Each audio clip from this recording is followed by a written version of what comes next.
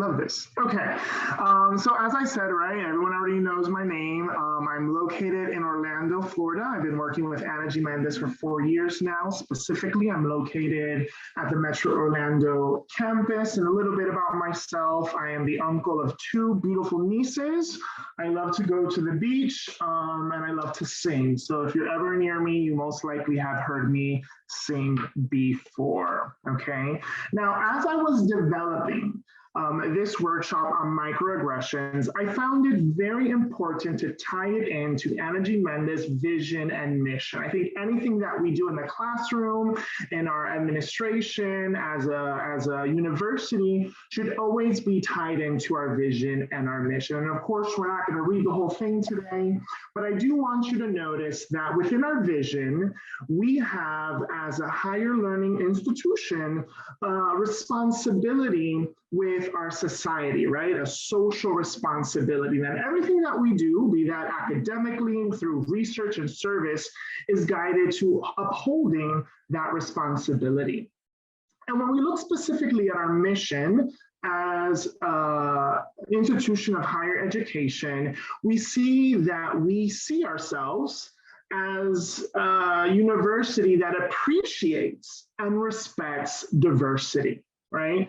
And the reason I bring this up is because as we learn today or refresh, we know that microaggressions target historically vulnerable or marginalized populations, right?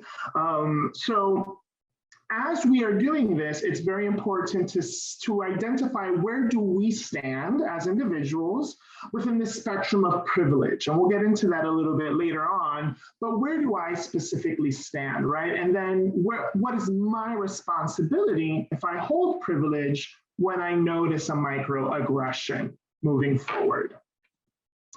So microaggressions, we cannot continue to talk about them unless we're aware of important concepts that are related, right, to the nature of microaggressions.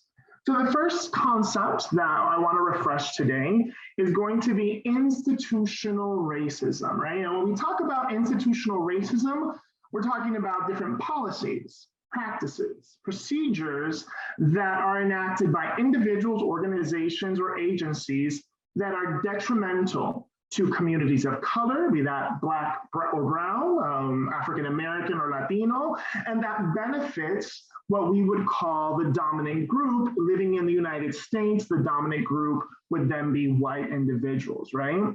Another thing specifically that we need to be aware of is cultural racism. And basically, cultural racism is tied in with the notion that a certain culture is more important or holds higher standards than others, right? Specifically, again, when we look at our institution here in the United States, it all comes down to the policies, right, that we are enacting, the practices that we are having as an institution, right? And then my favorite word for the next year and a half is going to be intersectionality, because of course my dissertation is in relation to intersectionality. And what we're talking about when we mention intersectionality is how we are interconnected, right? How our identities interconnect. Normally, when we think about racism and we think about heterosexism and we think about sexism, normally we'll think that they happen exclusively to that person who is gay or a woman or Black or Latino, right? But what sometimes we mistake or are not aware of is that we intersect with our identities, right?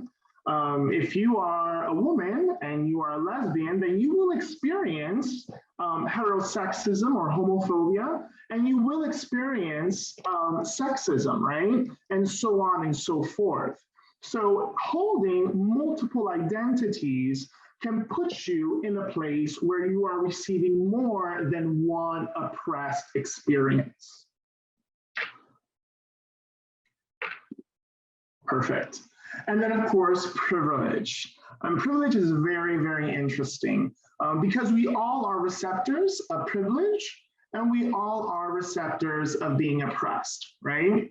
And when we think about privilege, we should think about it as a spectrum, right? On the far left of that spectrum, you're going to have identities of what we would say privilege in the United States, and that looks white, heterosexual, cisgendered, Christian, and a male, right? And of course, wealth, because wealth and money make all the difference in the world in our society. Of course, we do live in a capitalist society. And then on the other extreme would be the whole opposite of that first identity of privilege, which would be Black, lesbian, transgender, Muslim, and woman. And then we fall anywhere between that spectrum, right? Where we could, in my case, right, to give a little bit more of an example of privilege, my identities would be white, cisgendered, Christian, and male, right? So I will never specifically feel oppressed, or my life would never be in jeopardy in the United States if I decided to go outside and start praising the Lord, right? That's perfectly fine. Nonetheless, even though it's legal, if I'm from any other religion, to do the same, but it wouldn't be accepted within our society, right? Constantly, we see on the news how Muslims in the United States are attacked and persecuted, and how their places of worship are vandalized, right? So we see then that we can embody both privilege, but we also are receptors of oppression. In my case, I am happily a gay man. So every time I go out, depending on where I am with my partner, I have to be very sure where I express any type of physical emotion or physical interaction, because I might put myself in danger. That would never happen to a straight or heterosexual couple in the United States, right? So these are things that we all can experience at some point during our lives. Now, before we continue, let's watch this amazing video, and I hope it plays, because normally when we present, it always is difficult to get these things to go. Let's see. Oh, yes.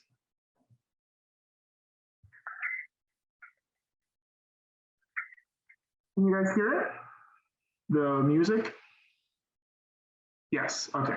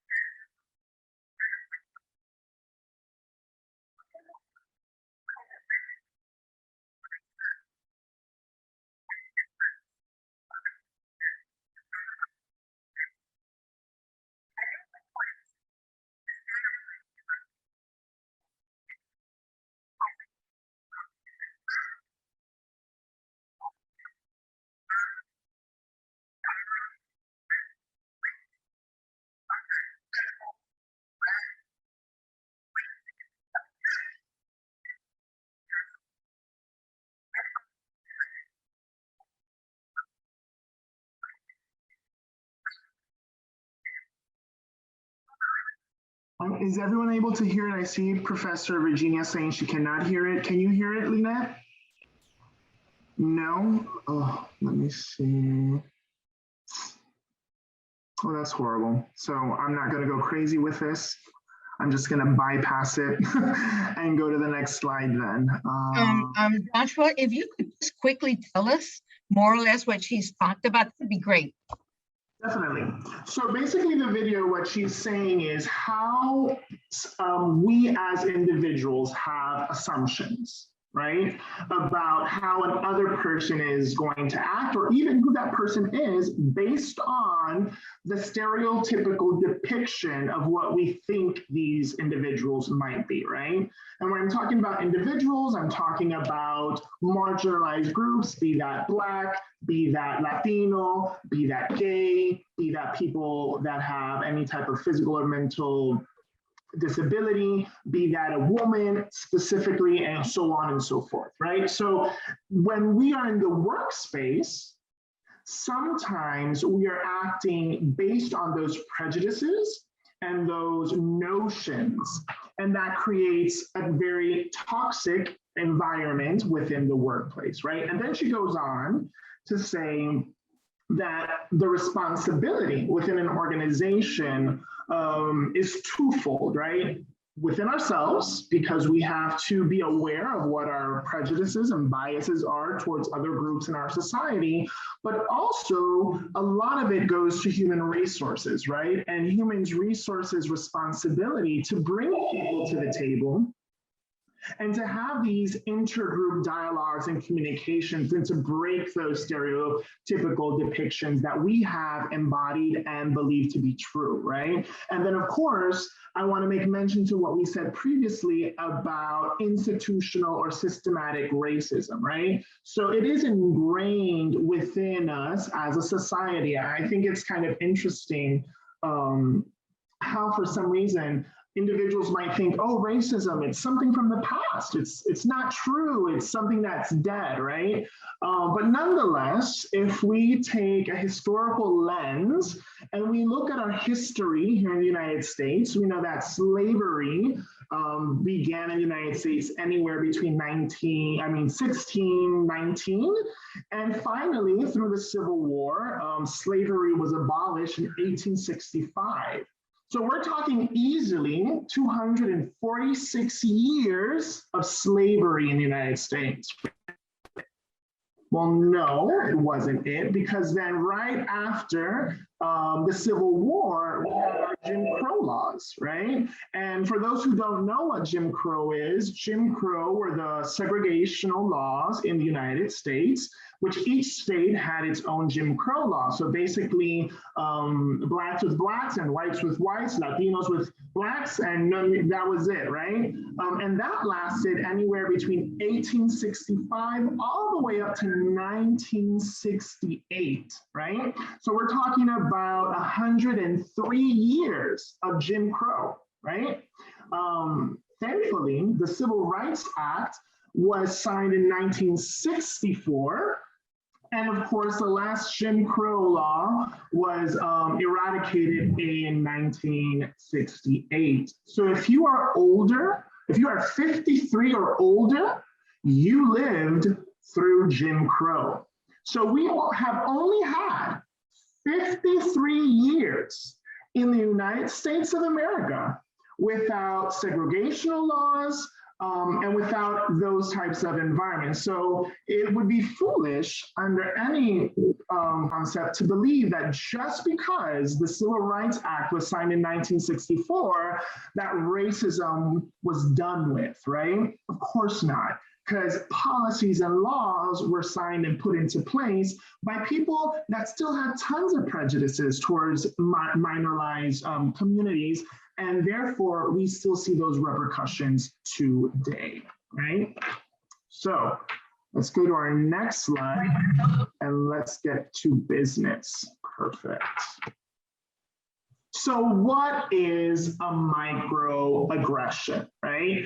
A microaggression sometimes is very automatic and subconsciously. What that means is that the person or the perpetrator of a microaggression is not always aware that what he or she is saying is detrimental to another person, right? And these types of messages are subtle, they're brief, they can be verbal, they can be nonverbal, right? Your body language, and is directed towards an individual due to their group membership. And when we think group membership, it can go anywhere between gender to religion to race, ethnicity, or disability, as mentioned previously, right? Now, the reason that it is subconscious in lots of occasions is because of what we've already mentioned, right? Our history as a nation and how we were brought up and our socialization growing up and within the different interactions that we have in news media and how all that impacts our way of thinking. Now, what is sad is that these messages do come from well-intentioned individuals most of the time that are simply unaware. They are unaware of the messages they are communicating, right? So seeing things so easily said like, and of course, when we talk about microaggressions, they are racial microaggression, gender microaggressions, sexual orientation microaggressions, ability microaggressions, and each one of these could be their own workshop, right? Being a gay man in the United States, I can talk about microaggressions that I've specifically gone through, right? And what I would like is that as we continue to talk today and learn, I would like you to think, have you ever been in a conversation where you felt very uncomfortable of the messages that were being shared?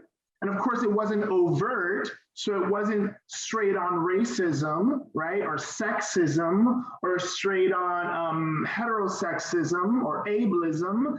Nonetheless, the message was hurtful. Have you ever been in that type of conversation? Have you ever been a target of those types of messages? And if you have, please think about that and write that down, because I would love to hear about it. But as a gay man here in the United States, I remember a microaggression that I constantly get, and I'll never forget this. I went to a training, right? And of course, this complete stranger, did not know her. We're having a conversation. I said my partner, and she automatically assumed, I mean, she was correct, right, that I was gay. And she said, oh my God, we need to be shopping buddies. Right? Well, that is a microaggression. And she didn't say that in any disparaging way, right? But she assumed that because you are gay, you like to go shopping, we can go shopping together, right? I remember another conversation that I had with someone, and this person knew I was gay. We were getting dressed to go out, and she was like, oh my God, Josh, my stylist, he had to cancel. I need you to do my hair. I will burn your hair to the ground if I touch it.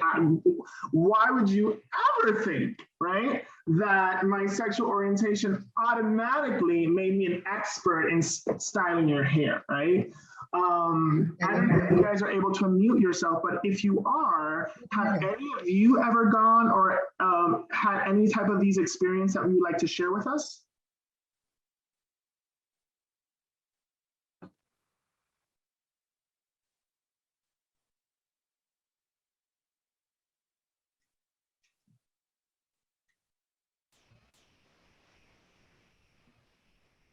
Okay, so let's move on then.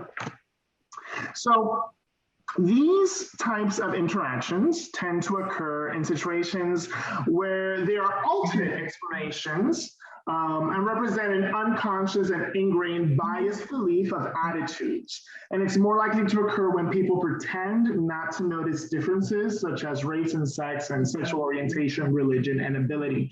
Now, there's a saying in the United States that I love to pieces, right? That it says, we are equal, right? We are equal in the sense that we all have human dignity, but we are not the same.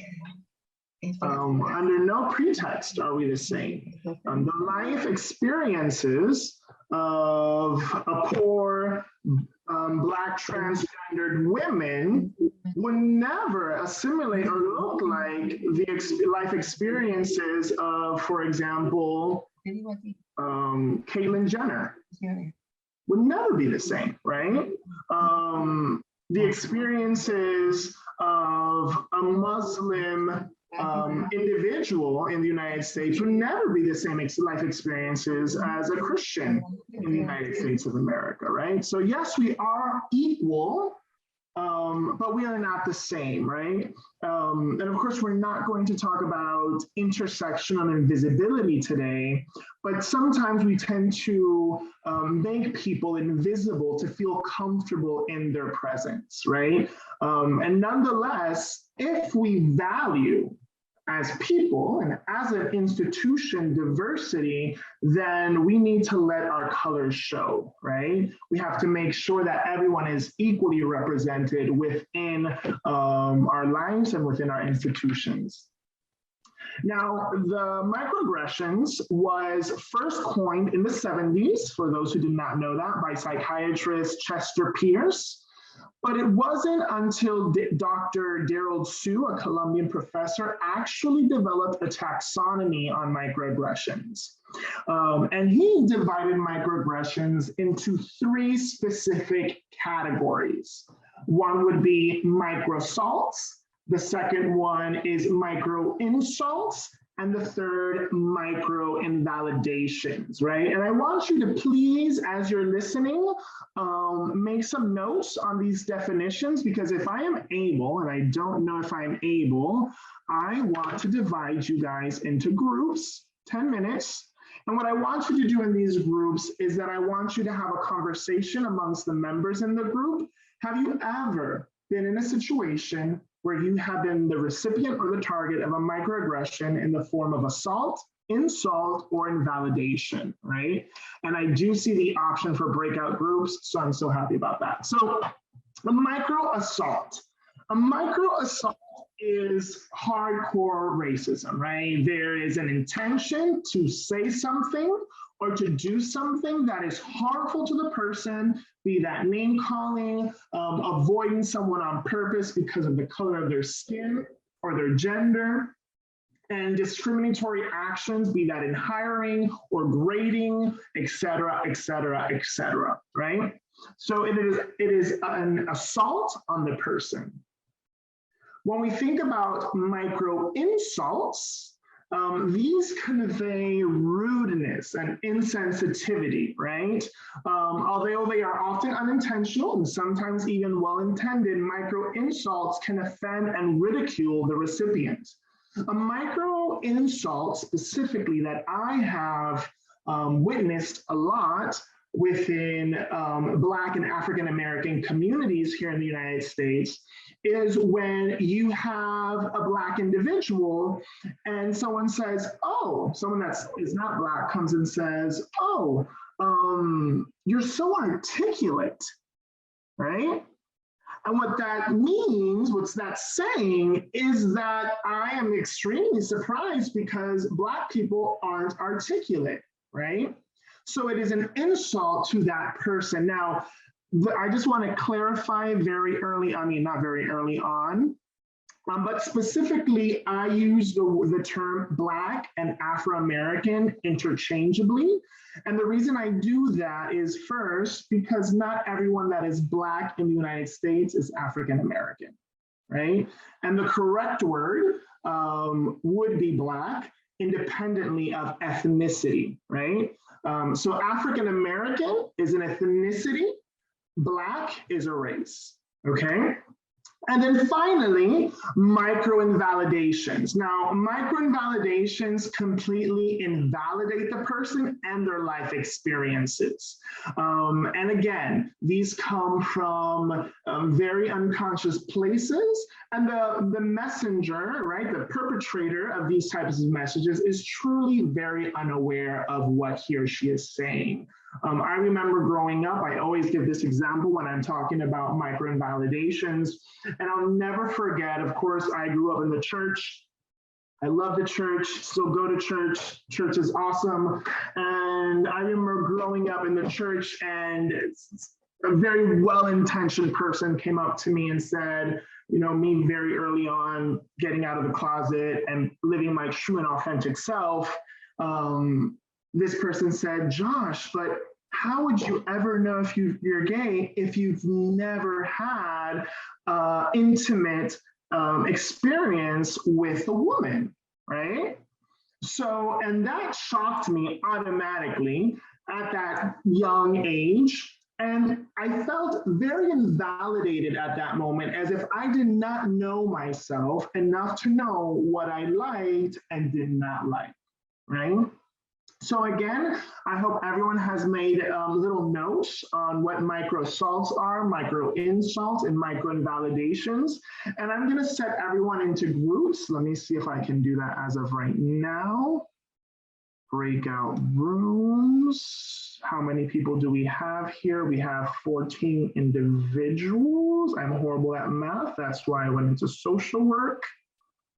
14 divided by, yeah, okay, perfect. We'll do 3 groups. So 3 groups. Perfect. Assign automatically, perfect. And I'm going to give everyone 10 minutes, right? And I want you to have these conversations. So please unmute yourself. I hope everyone's connected to their computer. Please unmute yourself. And if you're able, turn on your camera and then have these conversations with the people in your group. And when we come back to the main session, please pick a leader that can share with us, without disclosing the names of anyone in that group, the type of experiences that were shared or that you have experienced. So let's do this. Okay. Open all rooms. Let's do this.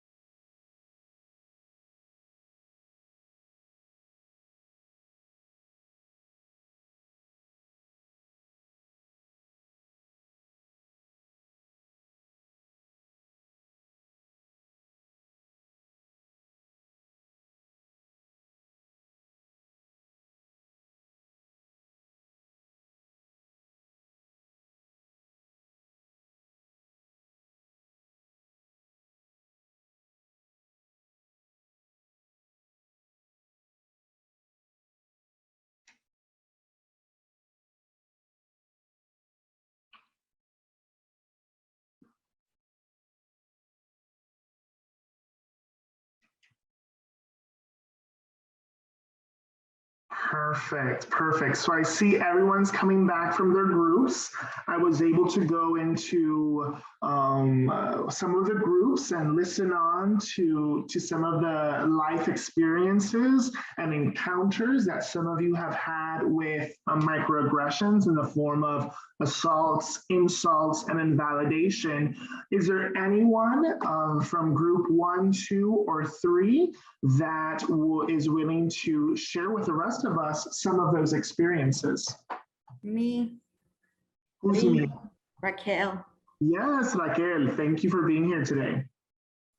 You're welcome. Well, we were talking about micro-invalidating, and one of our, she was saying that she was accompanying a person who was blind to do some stuff, and how this person who was trying to assist them, they just invalidate that the person was there, and all the questions were made to the other person, and how they made them feel less because he was blind. And this person even say, hey, I'm blind, however, I can hear you and I can, make my own decisions as well. And also on one of the other person stated she had an experience that she was going to provide services as like a meeting and be part of like professional services, and she gave her the car. She gave them the car, and because she was a woman and she had an accent and stuff like that, she was kind of discriminated because of her accent and where she was from. And also I was stating that I had a case that this person was considered transgender. It was a teenager. And how their family, when I had the chance to do a family therapy, how the family stated how can he be a transgender? He never had any relations, like sexual relationship and stuff like that. And even when we made like joke stuff like that, we had to make sure about like if we're not just discriminating people because of the race, when we're saying, oh, Mexican are this or Dominicano are like that, we have to be careful what we're saying and when we need to stop people, because if not, we are going to be part of this. Thank you so much, Professor Salat, for sharing those experiences. And what about group number 2, where Professor Sharon and Professor Chali Colon and Magda, I think it was Magda, Professor Magda? Marga, I'm sorry, Marga. Do you guys want to share your experiences? Well, they Professor Diaz had to leave because he has class. But in all, we spoke about all 3: micro, assault, insults, and invalidation. But we spoke about the experiences in micro invalidation and micro insults. Each one expressed their experiences in regards to micro insults and micro invalidation. They went in par with the explanation that you had given with the slide that you presented, and it was very interesting. In regards to the presentation, one of the main factors, and I'll go ahead and present the case that I did, was that during the years that ever since my military years, when I joined the Army, the aggression started ever since 18 years old.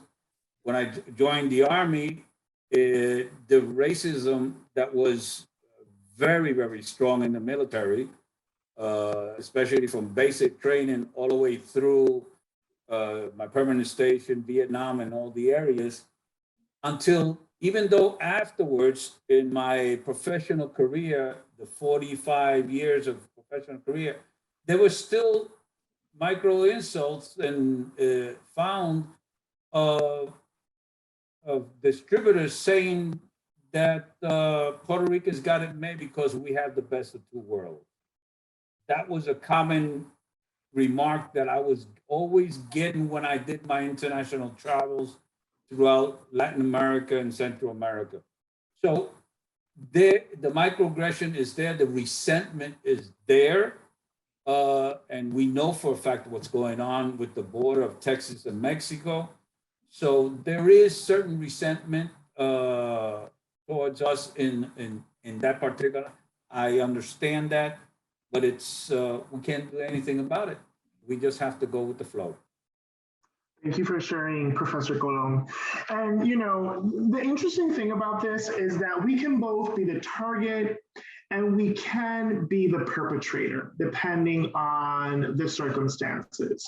You know, and I consider myself to be an ally. I consider myself to be woke, right, and aware and knowledgeable. Nonetheless, that does not say that I will not engage myself in microaggressions. And I remember recently, I was in Texas, first time in Texas, loved it. And I was with 3 friends of mine. 2 of them are Mexican American, and specifically they are, their heritage is indigenous, right? So we went to the store and he had a really nice outfit on. I really liked his outfit. And we're purchasing our food at the supermarket. And when we're paying, I start complimenting him on his outfit. And I say, hey, you should lend me that outfit sometime. And he says, but you better give it back. And I respond and say, don't be an Indian giver.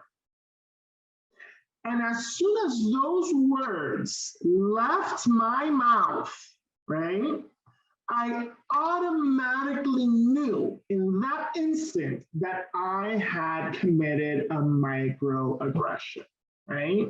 And it was not, I did not say it in that intent, but it wasn't until I heard it out loud that I said, oh my gosh, that is so wrong, right? And then I remind myself that when I was a child, that's how I was brought up. That's what my parents and my friends' parents would tell us, to not be Indian givers, right? And it's not until you create awareness and you know how indigenous tribes in the United States were, you know, went through genocide or were massacred and their lands were stolen from them, that you start creating this type of awareness, right? So as soon as I said that, of course, I went through a whole process of identifying the microaggression, and that's what we're going to be learning specifically today, is how, as bystanders or as perpetrators, how do we correct ourselves when engaging or when perpetrating through microaggressions. So I'm going to skip this example. I know lots of you are, you know, going through class or about to connect to your respective classes. But nonetheless, this example here is in relation to my own, but of course, different.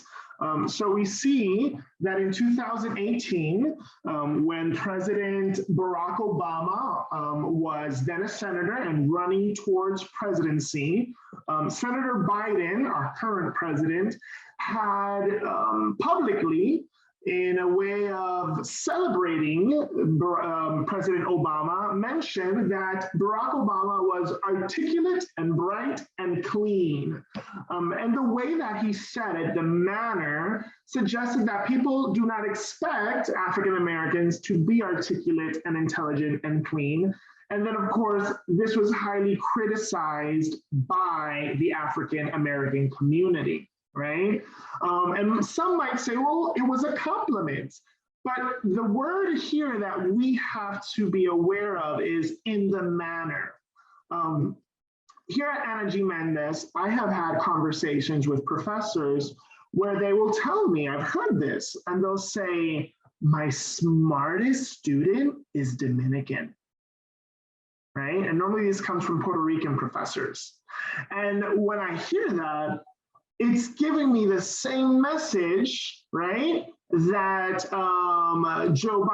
President Biden had said about Barack Obama. So it's not what you say, it's how you say it. And in the way that I had heard personally a professor speak about a very outstanding student of ours who happens to be Dominican, was that Dominicans are not expected to be successful in school, right? And that goes back to our own prejudices as Puerto Ricans and biases towards our brothers and our Dominican brothers and sisters, right?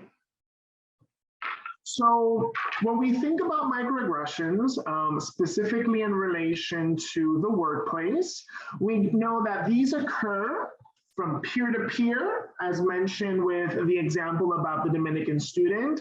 It can occur from supervisor to subordinate relationships. Now, of course, I have focused more on racial and sexual orientation microaggressions, but one of the examples that Professor Ralat mentioned that was discussed in her group was ableism, right? So ableism is also something towards microaggressions. And of course you have ageism.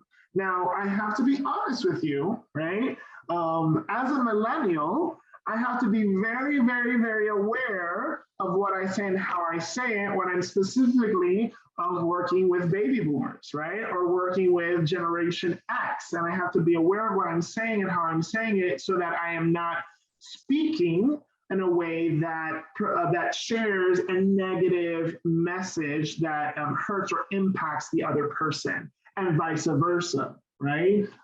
Baby boomers and Generation X have to be very aware of the messages that they are transmitting to younger generations within the workplace, right? So for example, I'll get an instruction from someone that's older than me and might think to myself, I don't have to listen to him or her, they're gonna retire soon, right? Or as if age invalidated a specific criteria or expertise. And the opposite is also true. These interactions, along with company policies and practices, constitute the organizational culture and climate. So we are Anna Mendes, right? We have to be aware of what we're saying, what we're doing, what our culture is, and we have to identify if microaggressions are part of our culture. And if they are, how do we eliminate them, right? And of course, this is going to become more prominent as the workforce becomes more diverse. So it is extremely important that we understand the relationships between microaggressions and their impact on our workforce, right? And these groups within our workplace. Now, change must occur, and this only occurs systematically, right? I am a believer of up down and not down up, right? Change comes from the up down, but nonetheless, on an individual basis, through our peer-to-peer interactions, it's also our responsibility to identify microaggressions when they occur. Now, before we go into the model of, there's two models that we're gonna talk about today. One is the microaggression process model, and the other one is the name model. The microaggression process model is how the target of a microaggression processes the experience, okay? And this model contemplates 5 different phases. The first one being the incident, right? The microaggression when it was said. Okay, and it, of course, it is targeted to a person, be that through a microinvalidation, insult, or assault, right? Now, when this occurs, the person, the target, makes an initial assessment, right? The target believe about whether the incident was motivated by some sort of bias. And then our responses to that is, yes, it was, no, or you're insecure. And normally, when a microaggression is an insult, a micro insult, or invalidation, you don't necessarily reflect on that yes automatically, right? You are in that unaware, unsecure of the reasoning as into why that person said what they said, right? Now, from there, we move to phase 3, which is a reaction. So depending on my reflection, right, my assessment, if it was a yes or no or an insecure or questioning, is going to be my reaction. So it's my response to what occurred. From my response, I go into phase 4, which is the interpretation, the meaning that I make of this incident, right? And I start questioning, why did this occur to me? And what were the person's intentions, as into what was this person, this perpetrator, trying to express? And then phase 5, with the passing of time, is the consequences for the individual, right? So if I am constantly the receptor of different microaggressions, I will most likely stop to participate, to express myself freely. I will self-police myself, which is making sure that I don't fall into any of those specific biases or preconceived notions of how I am supposed to act, right? We see this a lot within racial groups and sexual minority groups, right? When you're Latino and you don't want to fall into any of these biases that someone is projecting onto you, then you will try as hard as you can to never be late to a meeting, because the day that you are late to a meeting, you are stereotypically Latino, right? Or specifically a Puerto Rican. And again, if you're gay and you are part of the LGBTQ plus community, then you're going to self-police yourself, where I can't show mannerisms because then I become part of that stereotype, right? So I start to recall myself and not live my authentic truth place and reclaiming spaces that I'm in. Now, we're not going to see this video because, again, I do not know how to make the sound work. But what this video says is, how are microaggressions and mosquito bites similar? So I don't know if you've ever been to the beach or to camping or anything like that, where you're constantly being bit by mosquitoes. It becomes very, very annoying, right? Now, if I'm walking down the street and a mosquito randomly bites me, okay, it's just one insignificant mosquito, right? It's not gonna bother me. I'll be able to cope and just continue throughout my day. But if I'm constantly being bitten by mosquitoes, my tolerance levels are going to be shot, right? So the same thing applies to microaggressions. If I randomly experience a microaggression, most likely my defense mechanisms and my ability to cope to that situation are going to be amazing. And I'll just be able to brush it off and continue walking.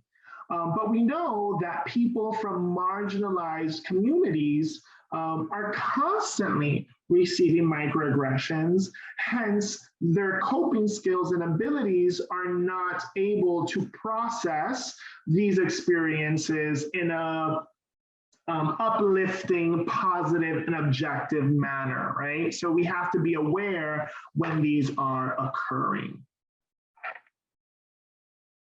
Let me see if I can share. Perfect. Now, our second model, name 4 steps to address microaggressions. So, as I said, we all can be the targets or the perpetrators of microaggressions. So what is my responsibility when I notice a microaggression, and how do I move forward with these microaggressions? So our first phase or step is to notice, right? We have to notice when the microaggression occurs, right? Now, we might not always recognize when it happens, but as soon as we get home, we had a long day, we come home, we take a shower, we start watching Netflix, and suddenly, boom, you remember the incident, what was said, and you automatically know that what occurred at your workspace or within your immediate family or friends was a microaggression, right? And then you have to take the opportunity to name what you are noticing, whether in the moment or later, right? I'll never forget one of my partner's friends is Asian American, and her name is Crystal. Crystal, that is her name. And we went to a Halloween party. I think it was last year or the year before that. Of course, it had to be the year before that because there wasn't COVID. We went to a Halloween party and everyone was calling her Ying Ying or Jingling or some name, but it wasn't her name. And here, I didn't know her at that moment. And for some reason, I go to my partner and I ask him, hey, where's what? I say the name everyone was saying. And he's like, oh, her name's Crystal. And I was taken aback. And I'm like, well, then why is everyone calling her Ying Ying? And my partner says, because she's Asian American. I lost it. I got all red in the face because that's not your name. And even though she was smiling and laughing and, you know, within people that I know she loves and cares for, it's still an awkward situation to be called something that you're not just based on a stereo depiction of what an Asian American name should be, right? So then I had a conversation with my partner and I was like, this is not acceptable. We are not calling people by any other name that is not their specific name, right? Another experience was in the classroom. I was teaching a diversity class, and that specific week we were touching base on the LGBTQ plus community, specifically on the transgender community. And one of my students said, Professor, I don't know what the big deal is. I could care less how people identify. I could care less if trans people identify as dogs, right? And I didn't catch it at that moment. In my head, at that moment, I just said, okay, inclusion, acceptance, and I just moved on with the course objectives. Nonetheless, I came home and I started thinking about what was said, and it hit me that it was a micro insult. Because you are comparing the life of a human being with the life of a dog, right? And that's not okay, right? Under no pretense is a transgender an animal. So of course, next week, I went to the classroom and we had this conversation. I don't know my students' specific genders, right? I don't know if I have a transgendered student in the classroom. And to imagine that I did and that my student had to go home with that bad notion of what was said and to not have an ally in the classroom to stand up and to protect that space was detrimental to me, right? So it doesn't matter if you catch it at the moment or if you catch it later, it has to be called upon. We have to address it. After we notice the microaggression, right, we respond. So we acknowledge it. So we respond to the microaggression. We acknowledge the responsibility to help the person to name and address the microaggression when they come up, regardless of who committed them. Reminding the individual of your role as, of course, I'd say social worker because I am a social worker, but as a faculty, as a professor, as a vice chancellor, as a director, as an administrator, as a person, right? What is your role? And again, we tie it to our vision and our mission for social responsibility. And again, to appreciate diversity, right? And to facilitate the conversation. We reduce defensiveness and scapegoating of any individual involved. So it's not a blame situation. We shouldn't acknowledge microaggressions to blame and make the other person feel horrible. We should be reminded that most likely it came from a place of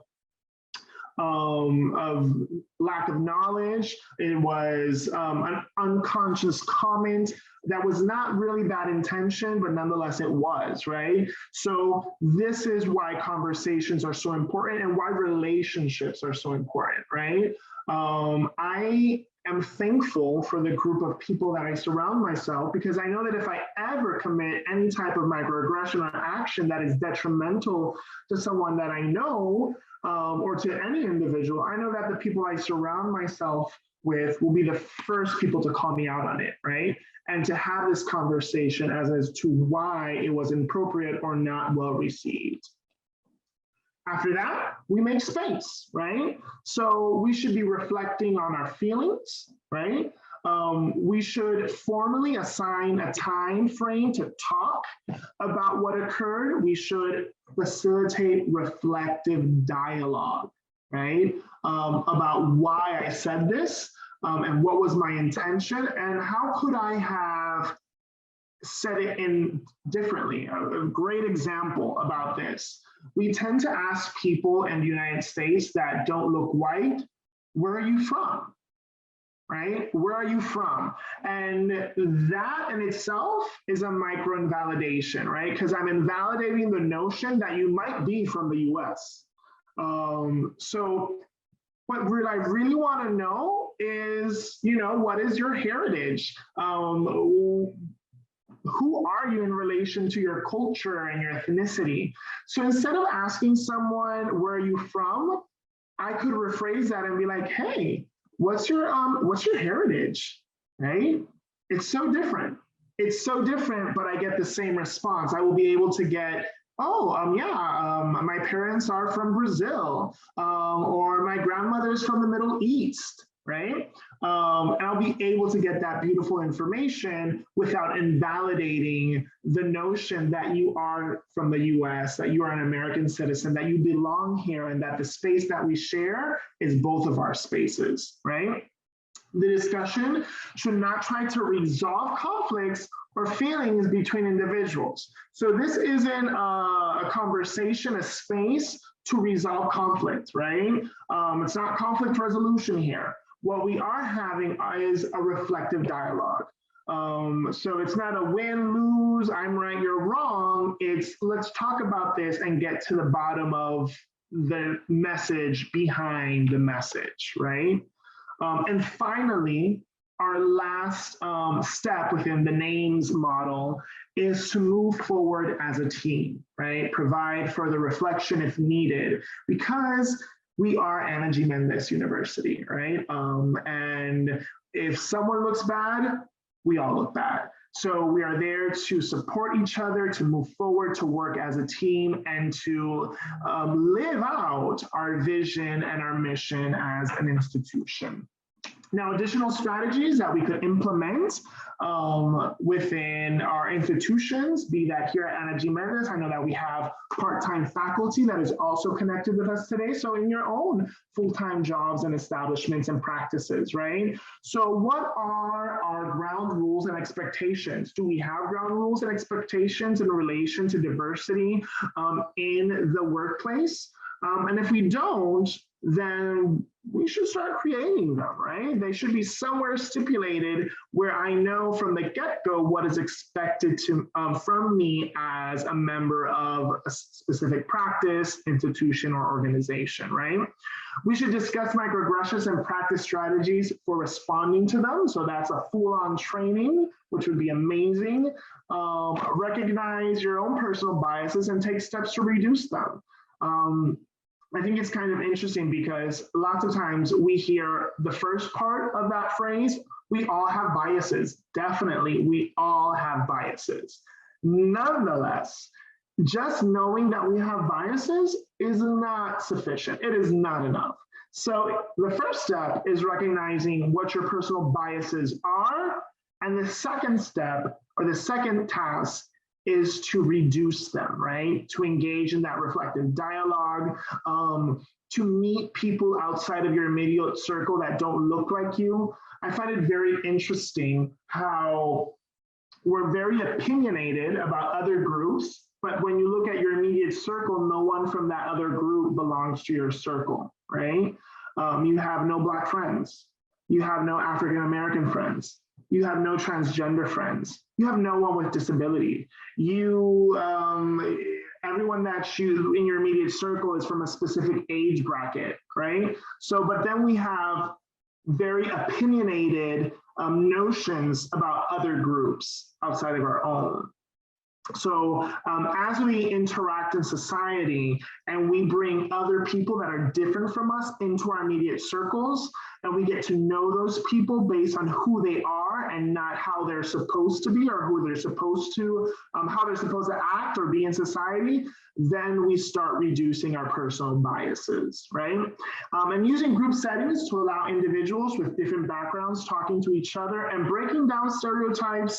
You're best not to make assumptions about other individuals. So that's all I have for everyone today. It has been a pleasure to be here to talk about microaggressions. But before I let you guys go, is there any questions, comments, doubts, anything that is unclear that you need more info on? I don't know it all, so if I don't know it, I will get back to you with information. With that said, does anyone have any questions? Please unmute yourself if so. Thank you very much for this presentation, Joshua. I really enjoy it, and I realize that we do a lot of microaggression too. Definitely. Thank you so much, Professor Maria. Anyone else? Perfect, perfect. So I do know that there is a Survey Monkey attached to this PowerPoint or to the invite. So if you're able to access that Survey Monkey, it is well, I don't know if you were able to complete it in the beginning, but if you weren't, it's a pre and a post test. So if you take that test, if I'm not mistaken, Director Lynette will be sending you a certificate of participation, which is awesome.